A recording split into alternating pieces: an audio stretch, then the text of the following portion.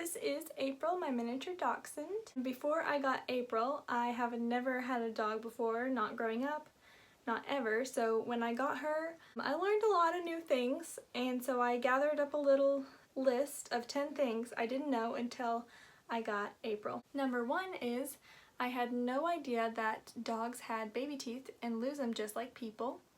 And for a while she had double fangs because the baby teeth hadn't fallen out yet, and so the big teeth were growing in, so she just had double fangs and stuff would get stuck in there all the time. So I've got little toothbrushes and dental treats to help keep her little teeth clean. Isn't that right, baby? Can you smile for the camera? Now, number 2 really grosses me out. I did not know that dogs eat their own poop, or other dogs' poop, I guess.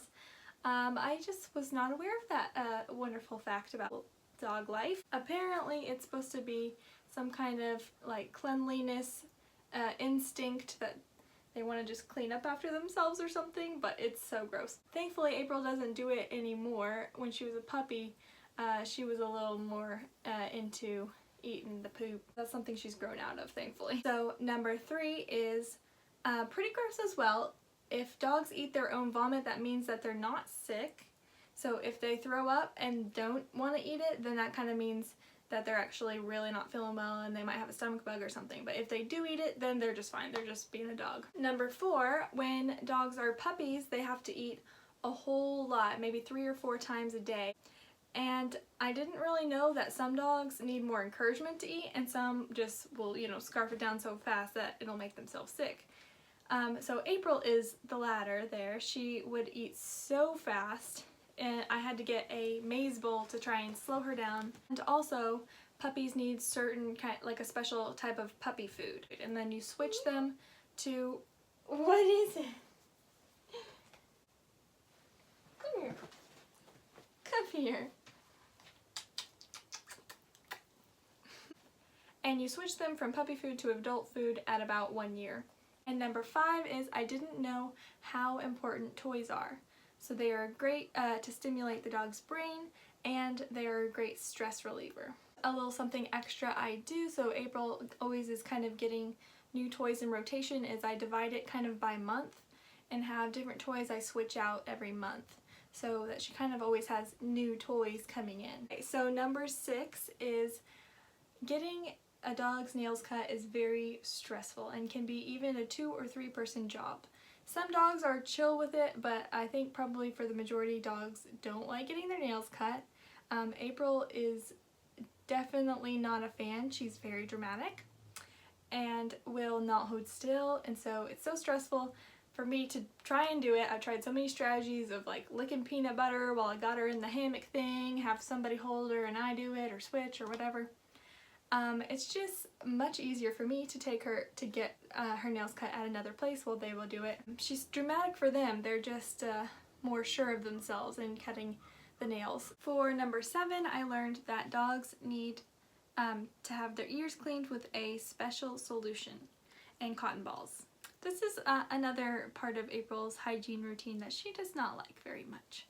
But it's much easier to do that than trim her nails. Number 8 is I didn't know how much dogs sleep and how much dachshunds love to cuddle. For number 9, I didn't know that dogs just didn't automatically know how to go for a walk on the leash.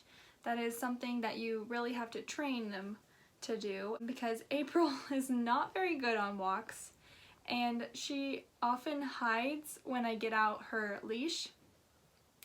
I don't know why, because once we're out there she enjoys it, but she just doesn't like getting her stuff put on inside. While we're on the walk she stops a lot, so it's less of a walk and more of a stop to sniff every 2 seconds.